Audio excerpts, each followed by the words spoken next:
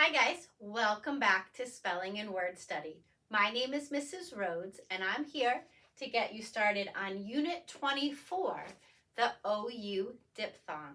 Please take a second to gather your materials. You will need your teal book open to page 149. You will also need some colorful pens, markers, or crayons. Remember, whatever I mark on my board, you should be marking on your page. Please save room for a key as well. So, we have just wrapped up our study of long vowels. We learned about lots of different vowel teams and letter combinations that can come together to make the long A, E, I, O, and U sounds. Today we're moving on to something else. We're going to talk about diphthongs. A diphthong is a different type of vowel. It actually is two vowel sounds combined. So if we think about the ow sound, I want you to say it, and I want you to notice how your mouth starts off making one sound and then slides to another. So ow kind of starts like a short O, an ah, and then kind of slides into a long U, ooh sound. Ow. Can you hear that? So the ow sound is very common in English, and there are two ways to spell it. You can use OU or OW. So today we're going to use OU, and then next week we'll talk about OW. So the first thing I want to do is read the list to you, and as I do, I want you to use your eyes to find the OU in each word and use your ears to listen for that ow sound. Here we go. Around, cloud, count, crouch, flower, found, ground, proud, sound, sprout. Did you hear that ow sound in each word? Great. So let's choose a color, and we're going to go through and mark that ow in each word. So here it is in the middle of around, tucked into the middle of cloud, and count, crouch, and flower, found, and ground, proud, sound, and sprout. So you know I like to pay attention to where these different letter combinations are found. And on this list, OU only showed up in the middle of a word, never ever at the end. It didn't show up at the beginning either, but I know and you know that there are other words like out and hour that start with an OU chunk. So OU says ow. It usually appears at the middle of a word, sometimes at the beginning, never ever ever at the end. If you want to end a word with the ow sound, you will use OW in words like how and cow and now, but we'll talk about that later. So over here, green box equals OU diphthong. Okay, that's the new learning for you this week.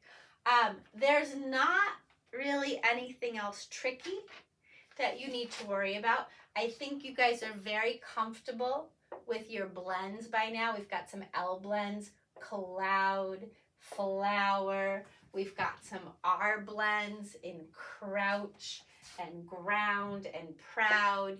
We even have a triple blend in the word sprout. But I think you guys are going to do fine with all of those, so we're not going to mark those up. What I do want to do right now is go through the list, and as we talk about the meaning of each word, I want to talk about its part of speech. So let's start with nouns. We know that nouns are people, places, and things. If we can draw a picture of it, it's definitely a noun. So for instance, a cloud is a noun. I can draw a picture right there, right? It's up in the sky and it's filled with dust particles and water vapor. Flour is a noun. Now this kind of flour is the white powder that we use to bake with. Most flour comes from wheat, but you can also make flour by grinding up almonds and barley and other types of grains as well. So, but this kind of flour is a food. I'm going to say it's a food used for baking. Okay, we can use flour to make cookies and cake and bread and all those delicious things. So cloud is a noun, flour is a noun, ground can be a noun if we're talking about the dirt, like I fell on the ground or I dropped my ice cream on the ground. Sprout can also be a noun if we're talking about that little baby plant that's just popping up through the ground. That is a noun as well. So over here, red N equals noun. All right, now I want to look for verbs. Remember, verbs are action words. If it's something I can do or a plant can do, an animal or a vehicle, the weather, it's a verb. So I can count, right? 1, 2, 3, 4, 5. That's a verb. I can crouch. When you crouch, you get down low. You're still on your feet, so it's not the same thing as kneeling. Think about a catcher in a baseball game, right? He or she is down low so they can catch the ball, but they have to be able to jump up quickly. So they're crouching. They're down low. So to crouch is to, it's kind of like to squat, I think, but we'll just say to crouch is to get low. Okay, found is a verb. It's the past tense of find.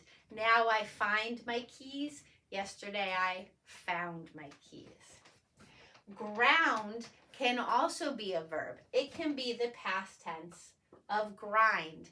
Now I grind some fresh pepper.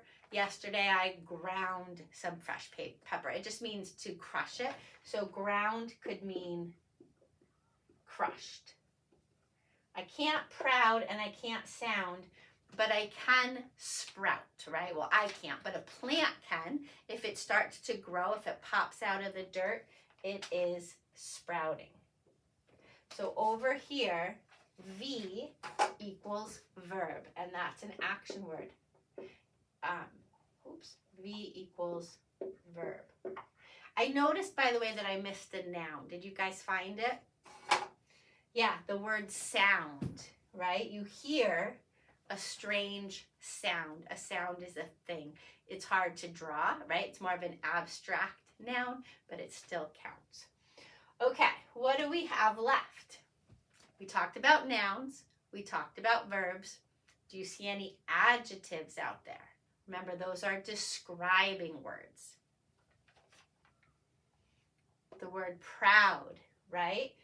Proud describes how I feel, right? When I get a compliment, when I know I did something well, when I worked hard, that makes me feel proud. It makes me feel good about myself. I can be proud of myself. I can feel proud of my students. I can feel proud of my own children, right? So that is a describing word. Ground, I already told you it's a verb and a noun. It can also be used as an adjective.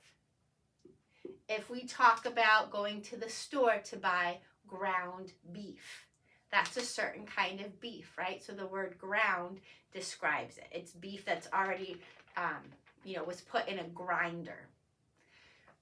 So ground, proud, and I think that's it. Those are both adjectives. It's a tricky word to spell, right? Because there's a C in there that you don't hear. When I write it, I think adjective, so I don't forget that C. Okay, when we get to page 152, we're going to get a little practice with past tenses. we're going to take some of our words and we're going to put different endings on them. So for instance, I'll take the word count and I'll change it to counts, counting, and counting. But look what happens when I take the word bind. When you bind things, you tie them together. Think about a binder or a binder clip, right? It binds things, it holds them together. I can change it to binds, binding, but there's no such word as binded. I have to change it to bound. Binds, binding, bound. Same thing happens with find. Finds, finding, found. You're going to write that right here.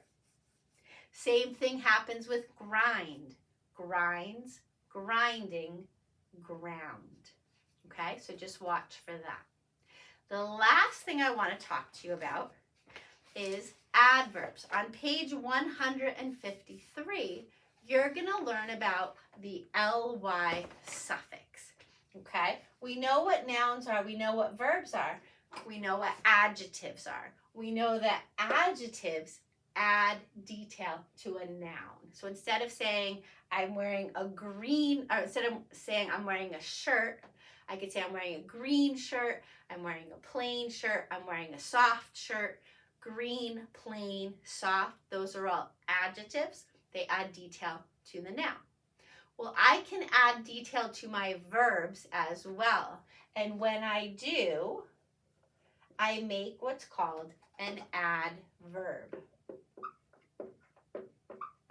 An adverb adds detail to a verb. So for instance, if I have a loud voice, I probably speak loudly. When I add ly to loud, I just changed loud, the adjective, to loudly, the adverb. Now instead of describing a thing, my loud voice, I'm describing my actions.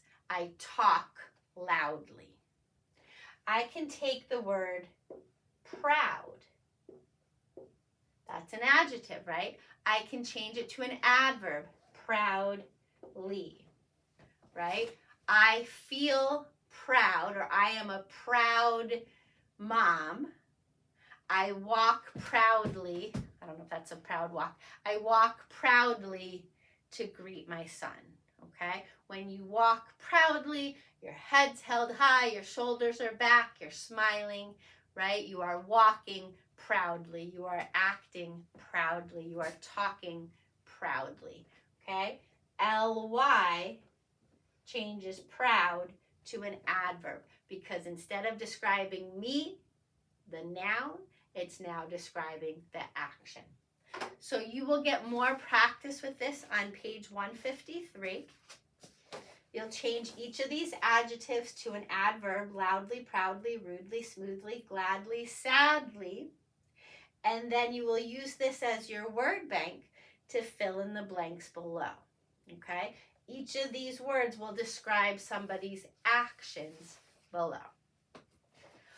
All right, that's all I have for you today. Good luck, and I will see you next time. Bye-bye.